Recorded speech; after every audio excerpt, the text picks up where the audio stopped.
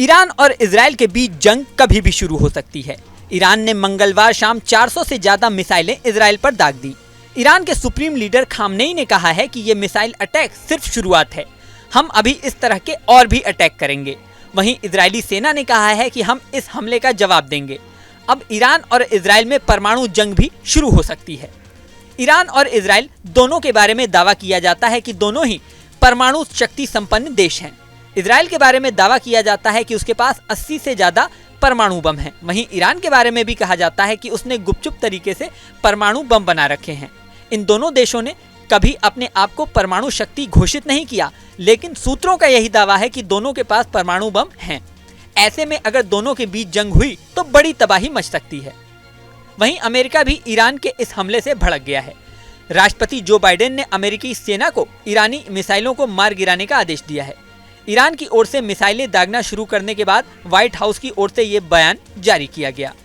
America ने 13 अप्रैल को Israel पर तेहरान के आखिरी हमले के दौरान ईरानी मिसाइलों को मार गिराने में बड़ी भूमिका निभाई थी। वहीं इस हमले के बाद ईरान ने पहली बार अपना बयान भी जारी किया है।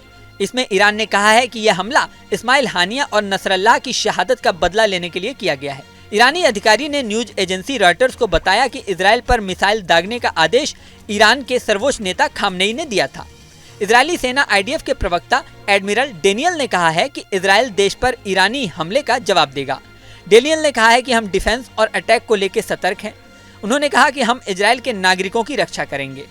उन्होंने कहा कि हमले का जवाब दिया जाएगा। इजरायली सेना के प्रवक्ता ने कहा कि हमारे पास प्लानिंग है, हम समय और स्थान खुद तय करेंगे और ईरान के खिलाफ कार्रवाई करेंगे। ईरान के हमले के कुछ ही घंटों बाद ही इजराइल ने अपने देश के लोगों से कहा कि वो बम शेल्टर के बाहर आ सकते हैं। हमले के समय इजरायलियों को बम शेल्टर में रहने का आदेश दिया गया था, क्योंकि ईरान ने बैलिस्टिक मिसाइल से हमला शुरू कर दिया था। लेकिन थोड़ी देर बाद ही इजराइल ने यह भी कह दिया कि लोग बाहर आ जाएं। ईरान की ओर से इजराइल पर मिसाइल दागे जाने के बाद जॉर्डन ने अपने एयर ट्रैफिक को भी सस्पेंड कर दिया है। वहीं इजराइल ने उड़ानें रोक दी हैं। मीडिया रिपोर्ट के मुताबिक बेन गुरियन एयरपोर्ट पर विमानों के टेक ऑफ और लैंडिंग पर रोक लगा दी गई। वहीं मिडिल ईस्ट के हालातों को देखते हुए दुनिया के कई देश मिडिल ईस्ट से अपने नागरिकों को निकालने में लगे हैं। अपने नागरिकों को लेबनान से सुरक्षित निकालने के लिए कई देशों की तरफ से ऑपरेशन जारी हैं। ब्रिटेन सरकार ने चार्टर्ड विमान बुधवार को भेजकर अपने नागरिकों को लेबनान से बाहर निकालने के लिए कोशिशें शुरू कर दी। वहीं जर्मनी ने भी अपने देश के नागरिकों को लेबनान से बाहर निकालने का फैसला किया है।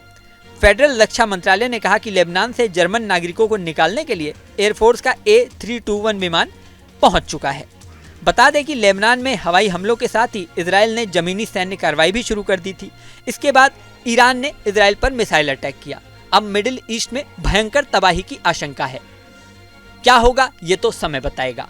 इस वीडियो में फिलहाल इतना ही। बने रहें न्यूज नेशन के डिजिटल प्लेटफॉर्म पर।